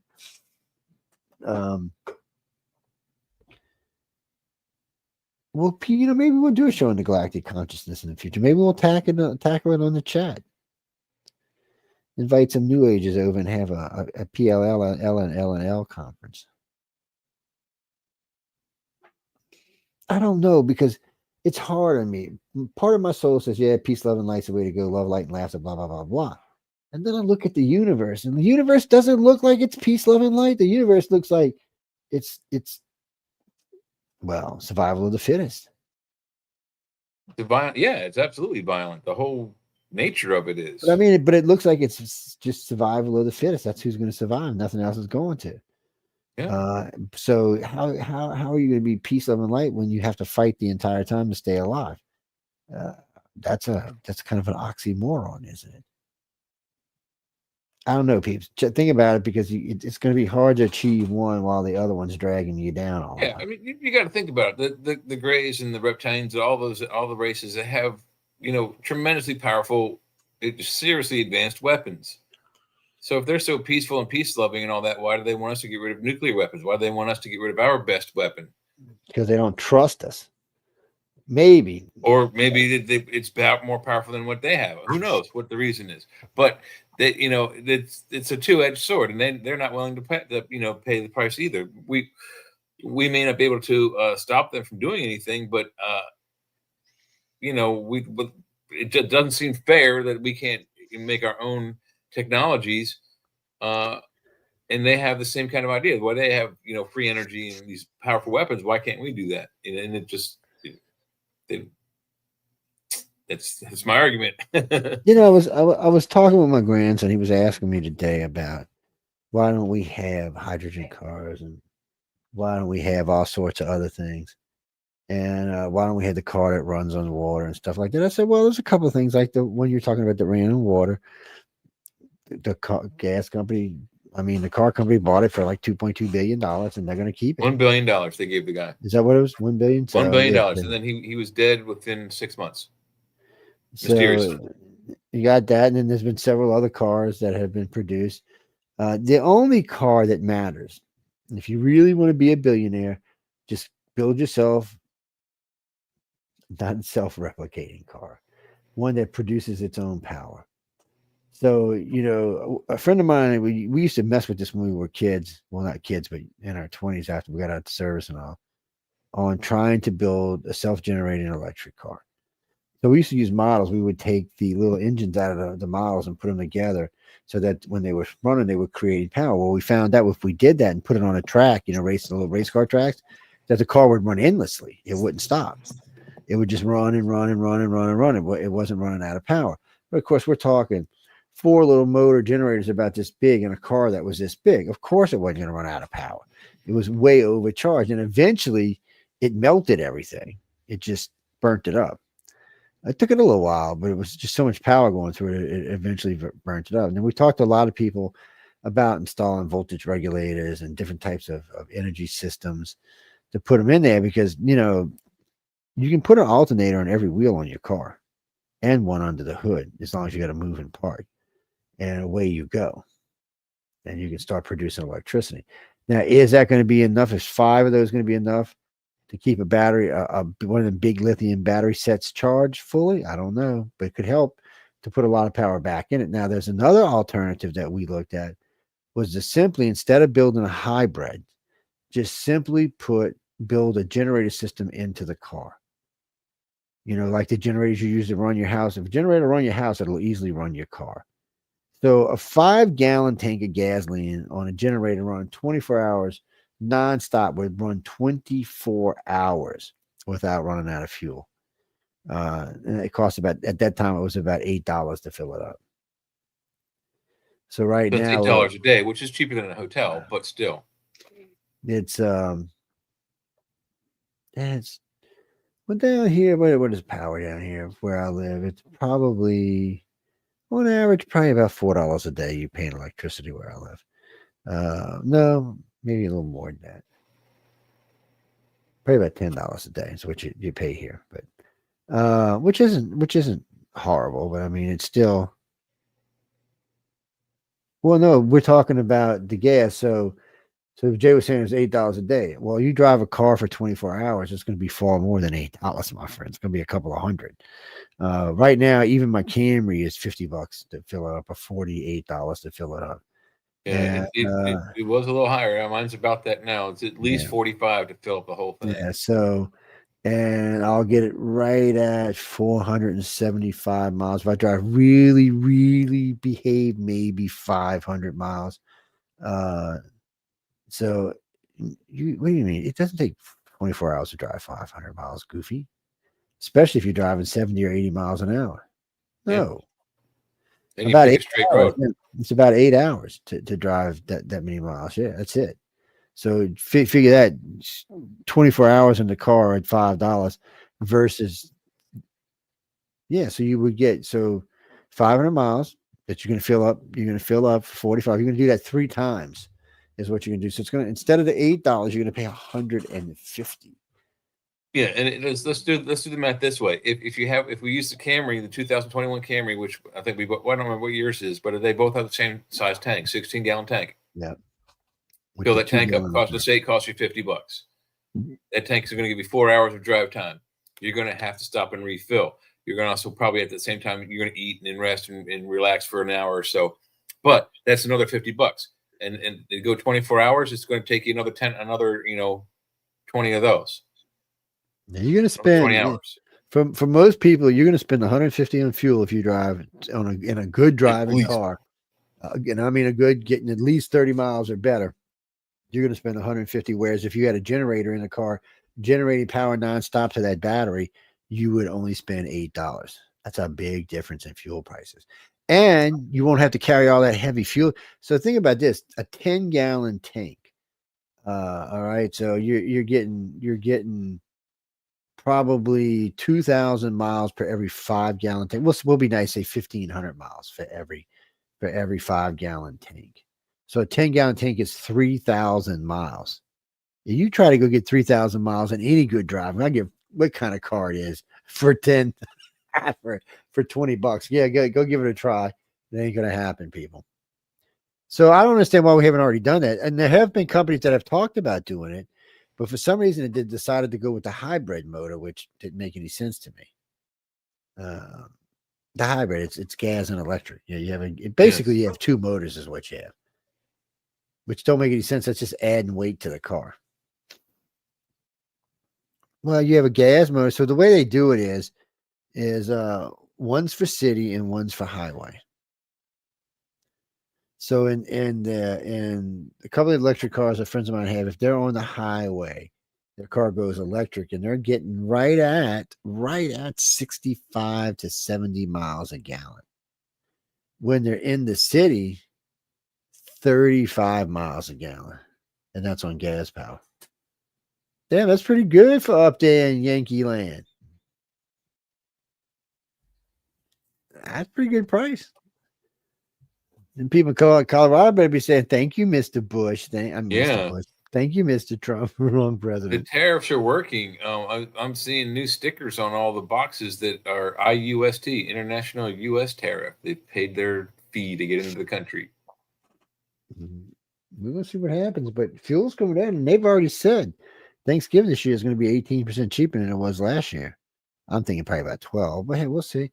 And the economy was better. The Fed was going to lower interest, but the economy is better than they thought it was going to be. Jeffrey, I tell you what, we can't talk about that in this show, but if you come see us Friday, we got a lot more to cross on all those files. So come see us on Friday and we'll talk about it. It's just inappropriate. We do still have another topic on our subject to talk about, and that's it's coming up right now. Do they just randomly abduct, or is there a method? Well, is there a method I think it's a method. Yeah, there's a method. There's a method. They're looking along specific genetic codes, specific family lines, specifically. So as best we can tell, hey Martha, how you been? I ain't seen you in a while. As best we can tell, is somewhere way back. Nobody knows how far back, but way back. They started taking people, and as they went through the people they were taking, they were seeing what genetic strains they were, what kind of people they were, and then through that they decided what families they were going to abduct. And ever since then, they're only abducting in those family lines. What's hard to make people understand about this is, so let's say this was Jay's grandfather 100,000 years ago. Do you know how many family lines Jay is now part of? Do you? I mean, we're talking at least 1,000 or more. So that means for every one original abductee, These grays, reptilians and humans, can abduct within 5,000 per each abductee.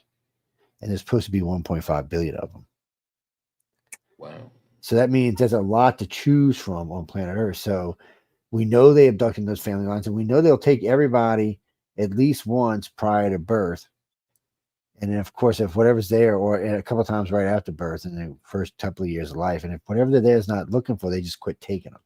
Now, in 50 years or 20 years, if those people have children, they may come take those children to see if they're possessing what they're looking for. But really, what they're really, at least partly looking for, is increased psi abilities and plural abilities, yes. I don't think we're anywhere close to things like telekinesis yet, but as far as true telepaths, we already have those, and we have pretty good empaths too. So, and there's a couple of other psi abilities out there besides that. What do you mean? Yeah, I've actually seen a guy, and I don't know if it was a magic trick or what, but I've seen him move a metal carafe across a table. That was pretty cool. Yeah. That's telekinesis. That's a rare thing. Yes. Not many people possess telekinesis. It's on today's planet, one in 1 billion may have telekinesis. Yeah, so maybe 8 on the entire planet, if that many. Well, you can tell because of a couple of reasons. There's no mysterious world leaders dying of mysterious things like, oh, he was perfectly fine, he had a heart attack. Oh, he had a brain aneurysm. None of that's going on. If we had that technology, or the Russians had that technology, or the Chinese, come on, you don't think Trump would be dead? Yeah, He'd be toast. It's exactly what MK Ultra was all about. Was to try to make mental assassins, and it didn't work, so they abandoned the project. And they did it for a very long time, but they eventually, abandoned it. Yes, because our psi abilities aren't quite to that extent yet. Give us another 10,000 years or so, and they'll be way beyond that. But we still got to get there. We're just now starting to even realize that they're real, so we can start developing them again. Well, the problem is when you're a kid, you believe in a lot of things. When you become an adult, you don't. So you're more of a hindrance than anything else is. I don't believe, therefore I can't do. Well, and we discussed this on another show. It was, I asked the question in the Bible. They say, man was at harmony with nature, and they were able to commune with the animals. Well, they didn't go to school and learn how to speak, sheep or neigh like a horse to talk to them. So it had to have been some sort of mental connection, telekinesis, or not telekinesis, a telepathic connection. So if we take those stories as true, and a lot of people believe in the Bible, but they don't believe in any of the supernatural stuff that's in it, like guys floating into space, like Moses, and who else goes up? I mean, Elijah, Ezekiel goes up, and they float off. Jesus gets floated off the planet by a cloud, and they don't believe any of that nonsense, but they'll believe that there's an invisible God up there poking them in the belly, making them fat. And it's the weirdest thing. But that's the point. If those stories are true, it really changes the outlook of the Bible. It no longer, it's not a religious text. It's a history. In some ways, it is a history. I would think, not exactly a correct history, but it's definitely a history in some ways. It's there's so much about our past. That's for damn sure. But I mean, there's so much about our past that's just BS. It's like when the Pope said that ET is closer to God than we are. The first time I heard that was from Monsignor Balducci, and I was at the DC 2009 X conference. I was speaking at the press club, and we got into it, and we talked for a while. I had to have P.L. Harris translate. We talked for a good hour and a half, 2 hours, and in the end, he showed me a letter because he wanted to prove that he wasn't the one that said they were closer to God. The Pope was. And so he gave me that, and then I talked to a couple months later. I talked to the Vatican astronomer, and he said, "Oh yes, they definitely believe that ET is closer to God than we are, quite a bit closer. They think that they understand the creation better than we do, which they probably do. In all fairness to them, they probably do. I mean, they've been around a lot longer than we have. It would make sense if God created them 5 billion years ago. I'm sure they are closer to God. They done all the horrible things we've done. Hey, Sally, how you doing, sweetie? It's She'd like to know if we think it's a bad idea for her to talk to her psychiatrist about telepathy and stuff. Depends on the psychiatrist. Some psychiatrists are fully functioning, believe in those kind of things. Some do not. Dr. John Mack would have been one to talk to it about.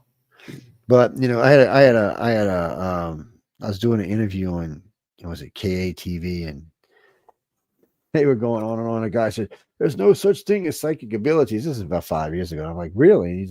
He's like, "Yeah." He said, "Why do you think that?" I said, "Hold on, let me pull up this ad that Boeing and the Air Force put up." He said, "What is this?" I said, "This is the United States Navy and the United States Air Force, along with Boeing, looking and willing to pay telepaths $200,000 a year to start training." I said, now these are big branches of the military. You're saying telepaths don't exist, but here's our own government willing to pay for them. I said, don't forget, our government had a remote viewing program, but they got rid of the remote viewing program because they wanted a telepath program, which is different than remote viewing. And he's like, no, it's real. I said, oh yeah, it's all real. I said, how accurate they are is anybody's guess, but it's all real. Yeah, and there's some of the speculated abilities are, we'll just go through them real quick. Telekinesis, that's moving objects with your mind. Telepathy, that's sending messages or information from your mind to someone else's and extracting from them what they think. Then we've got empathy. Empathy is being the ability to absorb emotions in an area or from a specific person. Or and there's teleempathy, which is being able to project said emotions from you into other beings. And then we have pyrokinesis is another projected one, which is the ability to start or suppress fires with your mind. That's and some of those may be all rolled up together. No, Jesse, some of them may all be rolled up together because empaths and telepaths, if you're a telepath, you're generally an empath. Yeah. It's just you may concentrate on one. And for a lot of telepaths, they started out as empaths. And then as they realized as they were going, they also had the ability to communicate with people in a open fashion, meaning not just through emotions. Yeah. Well, that's what empaths are. They feel and sense emotions. They can send or receive. Some are better at sending, some are better at receiving. But the problem for an empath that's why I made the distinction. I think there's one is empathy. Those are ones who can only absorb, and then there's tele-empaths. No. All empaths are both. That's part of being an empath. You have to be both to be an empath. You have to be able to receive and you have to be able to send, or you're not an empath. If you can't, it's not like one or the other. The ability is kind of like a one of them doors that just goes around and around and around and around and around. It's kind of like that. Yeah, when you listen to the different colleges programs that I've talked about it over the years, they've got a distinct feeling that that's what it is. We've got that feeling for a different reason. ICAR looked at it differently because of the way they deal with extraterrestrials and stuff like that. So empaths for us, we learned earlier because we actually helped teach people how to do this. So one of the things is empaths will walk into a room and start crying or get upset or start laughing or start acting like an ass because they're sensing someone else's emotions. It could be multiple people's or it could be one person. At the same aspect, sometimes that same person will walk into a room and everyone in the room will start acting like she's feeling. That's a true empath. They can send and receive. The problem is they usually don't know what they're doing, and they don't usually know if they're sending or receiving. That's what the real problem is. They start thinking they're having different kind of problems, psychic problems, because they're hearing things in their head or they're sensing these emotions they don't understand. They may sense love or hate or fear when they're not in any of that at the moment. So it's hard to deal with. They have to learn how to block it and turn it off or to send it on to somewhere else. But at the same time, they can do it. And some of them do it simultaneously, sending and receiving at the very same moment. It's I don't know, Christopher. No, what Jay says makes sense, but then if you're an empath, you're an empath. I don't think it's your brain notices. Same thing for a telepath. I think your brain just works in a particular direction when it comes to it. Yeah, it picks up and picks it along whatever waves are. I think the sending and receiving is more about you and your will than it is anything else. Some people are more willing to be the receiver.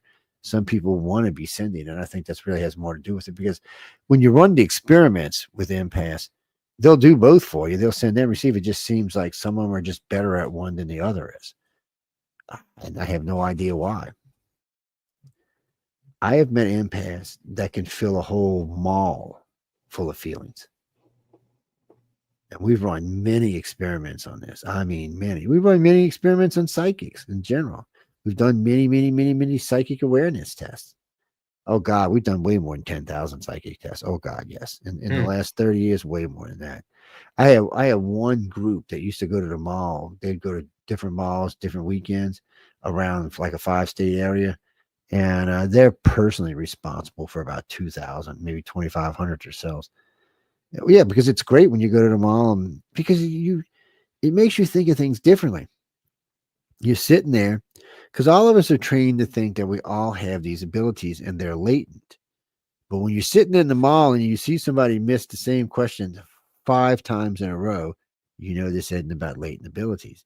This is about no abilities. It's Yeah, and I'm pretty sure that the bulk, because I used to do what you were just describing when I was, especially when I was a teenager. I was getting street weed. I would smoke it and then go and sit in the mall. Well, I'd go and buy something in the mall. Usually, I'd go to the tobacco store and buy some pipe tobacco, and then I would. And that back then you could smoke, so I would fill a pipe and I'd sit down, or I'd buy some exotic Dunhill cigarettes from England, and I would sit down in the courtyard somewhere in the middle of the mall and just watch people and try to get the vibe, and everyone was just ignorant of everything else, and they were rushing and rushing and rushing to get this and that and the other thing.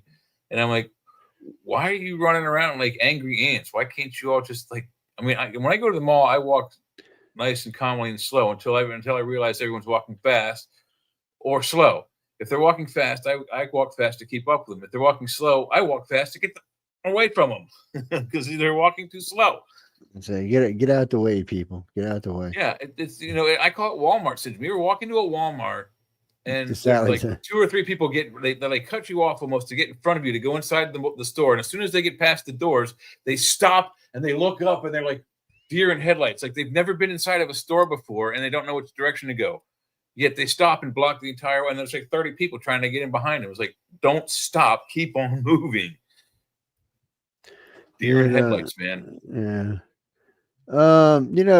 For contact for any telepath or empath or anything like that, training helps. But you got to remember something when you start training. There's advantages to training and there's disadvantages to training. Because a lot of times when you're talking to me, once you've developed the abilities fairly well, and you're standing there looking at somebody face to face and you're talking to them and you're wondering if they're telling you the truth, you're going to go look to see if they are. That's a no-no. You're not supposed to go in anybody's head without their permission. But you'd be surprised how many people are willing to do so without anybody's permission or ever bother telling anybody they went in anybody's head. Now, good telepaths will know if you're screwing around in their head. And a really good one will punish your ass for doing it.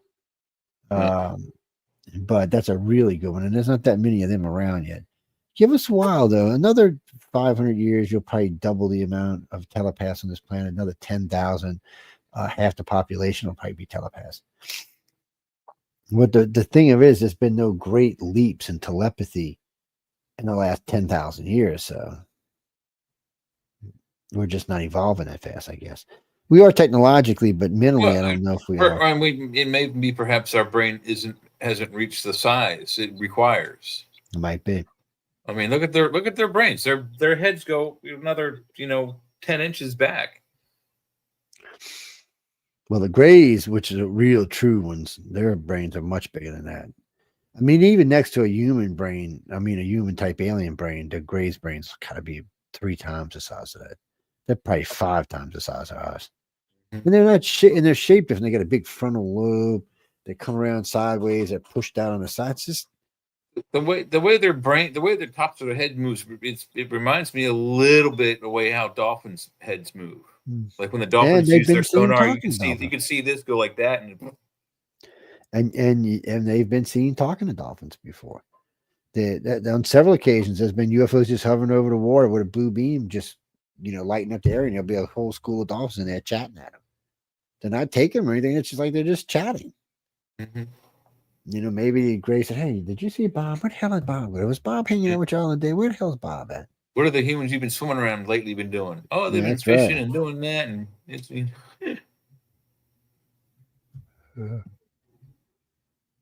But you know, when you first learn it,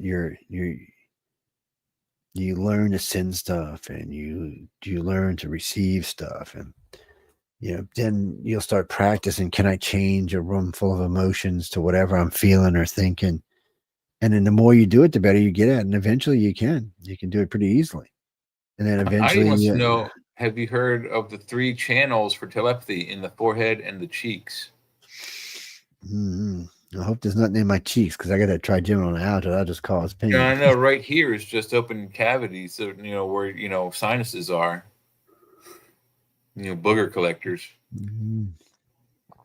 I've heard a lot of stuff about how telepathy works. I don't know who's going to get it right. I'm not even willing to speculate on that. But yeah, from what I understand, our brains are constantly putting out a signal. It's very low frequency, very hard to detect, but there are instruments that they can detect. When they put those things on you, that's what they're getting the electrical signals out of your brain, and we do produce that outside of our brain scope. But most instruments that we have don't pick it up. It's not strong enough. We don't produce enough bandwidth, I guess, if you will, to transmit our thoughts yet. Rasmussen, that's a cool name. Weirdo. Oh wait, what do you wait? Oh wait, what is this? What did you just send me? Clairvoyancy. I don't know how that fits into the.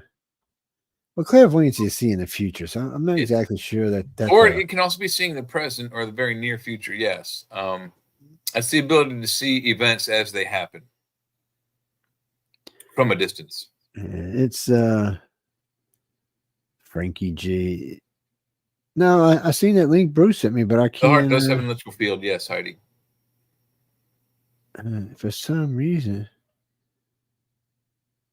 Here we go. Maybe this is it right here. Let's see. Okay, is this it? Let's go find it. So let's see. Psychic abilities. Astral projection. Nah, I don't know if that's a psychic ability. I wouldn't call it psychic. Astral body or mental body. I don't know. See, to me, that all files into one thing, but out of body experience in which one is conscious is felt separate from the physical body. No. I don't know. Let's see. That's not automatic writing. That's it. That possibly, yes. I can see that being telepathy of a sort. A biolocation. I want to see a human do biolocation. As far as I know, there's been no credible counts ever.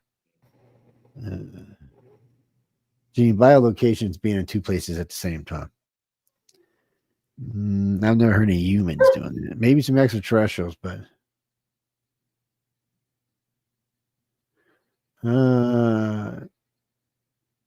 energy medicine. Some of these are just stupid as I'm reading through them. Mind control. Well, that would fall under psychic abilities. Paranormal. I mean, prophecies, psychic surgery, shape-shifting. No physical being shape-shift. That's another bullshit. I don't think that's psychic so much. Dowsing, I guess, could fall into there. What? Like dowsing. Dowsing for water. Yeah. Dowsing rods, yes. Maybe.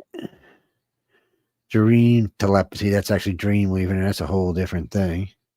I believe dream connections are a thing. Yeah, I believe that's a possibility of a mental power. two psychic. 2 telepaths can connect with each other. 2 empaths can. That's not even unheard of there.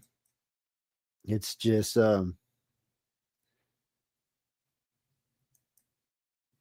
well, Jack, there's a lot of stuff that they put in as psychic abilities that there's no evidence for. There's no real proof of. People just say that, like biolocation. I haven't seen Jay biolocate anywhere yet. And if he does, I'm going to freak out. Yeah. When he vibrates real fast and splits in 2. No, I don't think so. It's well, empaths. See, for us, like when we're talking to people who said they've been abducted, one of the first things we check in to see is if you're an empath. I've never met an abductee or contactee that's not an empath. They're usually both empathic and telepathic with different degrees, but all of them are empathic. It's something they're trying to enhance. Because they can't just shoot us a genie and make us telepaths. We've got to work our way to it. Okay, so the only example that might help the audience is Frank Herbert's Dune. In that the Bene Gesserit group, it's an exopolitical group. It's in that universe, are doing the same thing through directed genetic manipulation, making different people marry different people, and certain people have children with so and so. They're manipulating the gene lines to find the Kwisatz Haderach, which is their super being, and that's somebody who can be in all locations at once and has powers like of a god. That's what they're looking for. I don't know that that's what the aliens are looking for, but they're looking for something. They're either a trait that they've lost or a trait that they need, something to expand their lifespan or make something that they need from another species. See that's how you that's what they call human arrogance. They're looking to evolve, and they're not looking. They're not looking to evolve. They're not looking for anything. And you can ask any contactee, they will all tell you the same thing. The Gray wants none of our DNA anywhere around them, or in them, or by them. Neither does the other two races. They consider themselves to be perfect. They consider us to be trash. So a big difference. You don't want no trashy genes getting put in your genes. That ain't what they're looking for. They need to either step us up or wipe us out. It's up to us which one it ends up being. It's not their call, it's our call, but we're not making the cut right now. So they're here because someone sent them here. The human aliens may originally came on their own, but since then they've been sit here. They're on duty now. Yeah. And humans either can buck up or get out.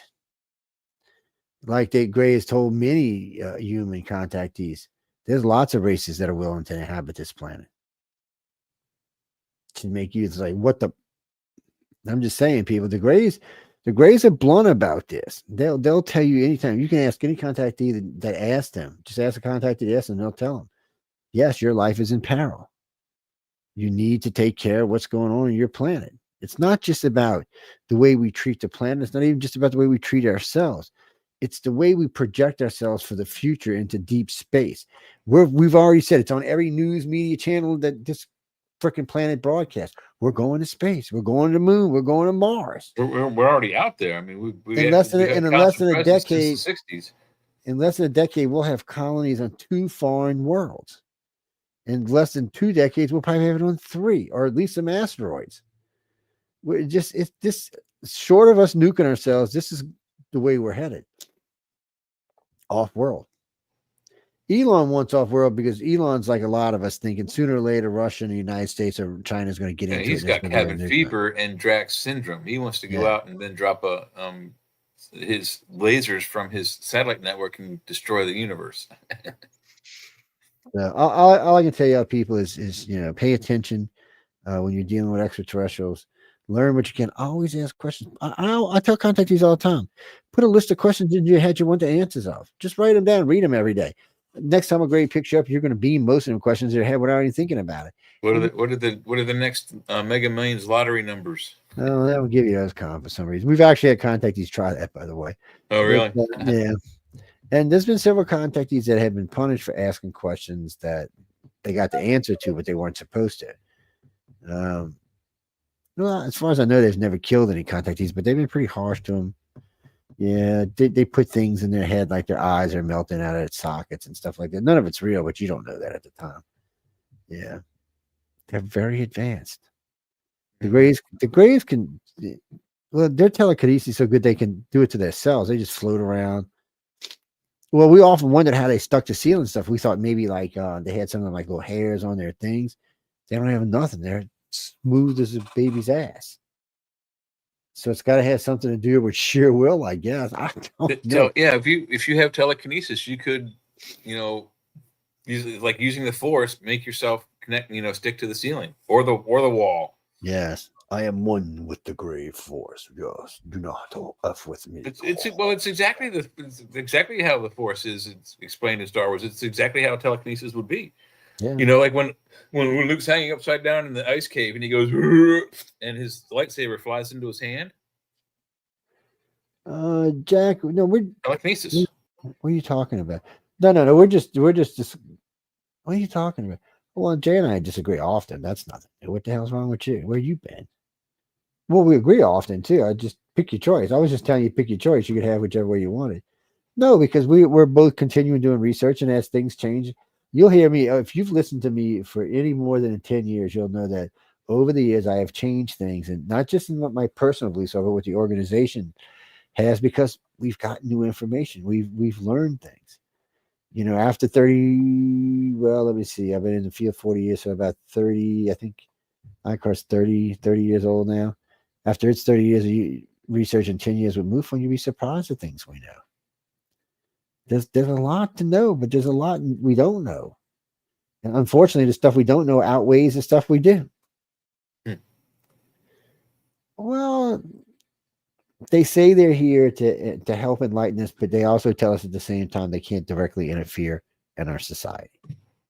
But yet they abduct our citizens and probe them and slap them and stick shit in them. Yeah. And actually, Pete, I think the implants are more government than they are aliens, because the Greys. I can't speak for the reptilians union, but the Greys don't need an implant to track you. They track you through your DNA, through your blood. As far as I know, so do the reptilians and humans. Matter of fact, it's something we're working on right now as a planet. We're working on how to track you through your DNA and your blood. Yeah. Well, they're going to assign a GPS signal to your blood, or a coordinate to your blood. And then anywhere in your world, the GPS satellite can pick you up and tell you right where you are. Yeah, if that ain't Big Brother, I don't know what the hell is, my friend. I just don't even know what else that is.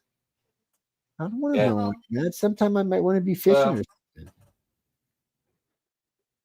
We got to go in a minute. Why? What you got, Chris? 22 alien babies. Heidi says she'll raise them for you. Well, you split them. Give Heidi 11 and give Sally 11.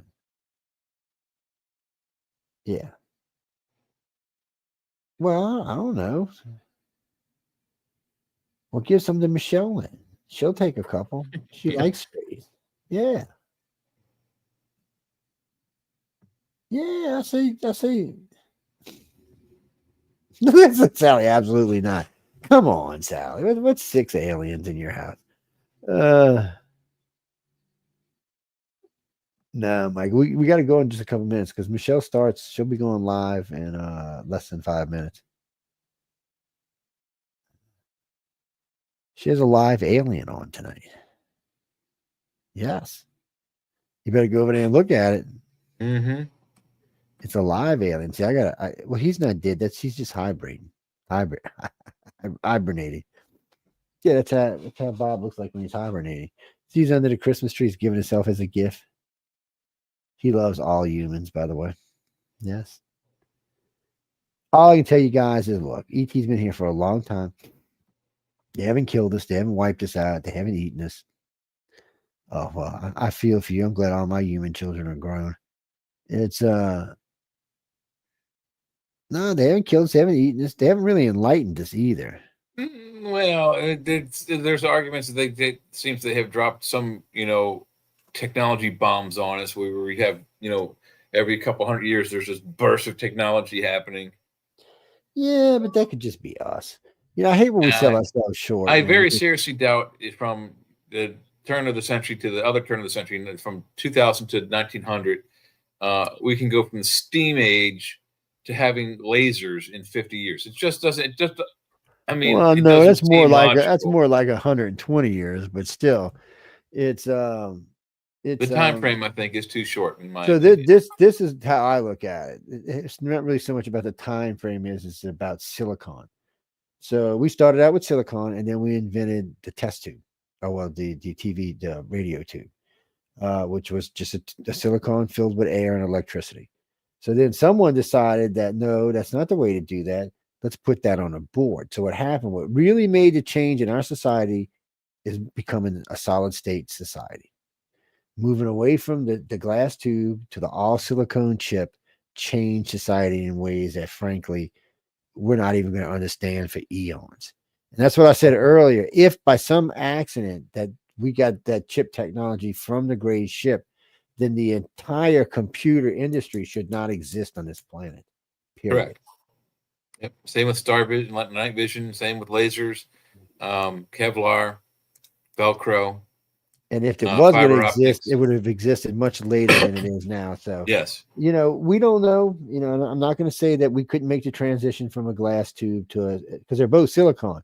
And whether it's a chip or not, it's still made out of silicon, just like the tube is. Yeah, It's it's just a true. The different way. glass is made from sand, Yeah. so So it's silicon. We went from silicon to silicon. We just did. Well, tubes are great, especially for preamps and stuff, man. Man, you get way more power out of them, but they burn out. They get little weird things going on with them. The solid state processor was a much better way of going. You hmm could put all these micro resistors on it and stuff, and diodes, and give it its own power, and step it down, step it up. So you know what the best part about that little chip was is it invented the remote control. I remember many days having to go change the TV for my dad. Be click, click, click, click, click. Back then, the TV only had like 10 channels on it too. No and there's the classic Benny Hill show where there's these two old ladies sitting on a Davenport, and they have this huge box with these huge buttons next to her, and the old lady wants to change the channel, so she goes kadoom and mashes this big button, and then the channel changes, and then she doesn't like that, so she wants to change the channel, so she mashes another button, and the channel changes, and then they zoom out, and she hits the button again, and there's Benny Hill with wires attached to his body, and she hits the button, he goes ah! And changes the channel for her. The way it should be. No, we got to go, guys and girls. I want to. No, really, no, we'll be here Friday, and we got a lot to talk about on Friday. We got I love Pac-Man. Somebody Pac-Man was awesome. Yeah, somebody sent me a thing about. Can we please talk about the Epstein thing, and does it look like it's turning on the Democrats? So we'll talk about that anytime. Join us Friday and Saturday. Anytime, hi, yeah. So we'll be talking some about that, and we'll be talking about some other things that are going on, and we got the new peace deal, maybe with Russia, maybe Russia, maybe again with Russia, or maybe one more time with Iran. I'm not sure, but we got some other stuff besides that going on. We got a big military buildup in the Gulf. This idiot yesterday, we got 20% of the fleet in the Gulf. I'm like, we got 70 ships in the Gulf? Where the hell we got 70 ships? I went and looked. I couldn't find 70 ships, by the way. Well, they also transferred planes from Utah, bomber planes. In the plane thing, I don't understand. Okay, I live on the Gulf Coast. Venezuela is a straight shot from here. F-35 can get there in all of about 40 minutes. I mean, just launch right out of Louisiana, Mississippi, Florida, anywhere. It's just they launch from the bottom of Florida, it'll be down there in less than 30 minutes. Yeah, fully but the loaded, B-2 fully ready to it's not go. that fast. Doesn't matter. B-52 does 500 miles an hour. I mean, how wide is Well, it? they brought them closer. That's all. So I mean, they blew a mine out about a week ago, I think, maybe 2 weeks. And they got a big old B-52 base in Austin, Texas, man. I mean, just not Austin, San Antonio. Just launch them right out of there, man. Big monsters. I'm not running the country, man. This is what Trump did, not me. Actually, Gene, we should have took every B-52 we had in World War II, lined them up wingtip to wingtip, and carpet bombed Vietnam from one end to the other, which we had the ability and the technology to do. Wouldn't have mattered if they were living in the tunnels because we'd have leveled everything on the surface. So anytime they poked their water, we would have buried them alive. And when they did poke their heads out, we would have shot it off. Or run them over that was not all that war was about. Was thinning the college population out. There's too many men were coming out. It was the easy way to get rid of them. I think we lost 63,000 in Vietnam. That's the most people we had lost since I think World War II or Korea. And since then, we ain't got nowhere near those numbers. We fought 4 wars since then, and all of them combined don't even get close to that number. And now with all this new technology we got, it's gonna be hard. It's gonna get to the point where it's gonna get hard to kill humans because we're gonna be busy blowing up drones all over the place. But anyway, we got to go. We done passed Michelle's time now. I'm surprised she hasn't sent Heidi over here to kick us. On that note, we got to get out of here. I want to thank everyone for tuning in to United Public Radio and UFO Undercover. Jay said something about Thanksgiving strip tease. I don't know what that means. Y'all gonna have to ask him about that. I don't know these things. Yeah, Sean Dexter Santa Claus is having a pole dance Thursday night. Santa Claus said all he was wearing was his red fluffy underwear and his Santa cap. I believe he said red fluffy jock strap. Whatever it was, I definitely ain't looking. I'm closing my eyes. Where's my? Yeah, I I'm, wasn't like, paying too much I'm gonna attention be to like it. this. I'm gonna be like this. I can't see nothing, people. Nothing. Uh-huh. I got my gray eyes on. You see.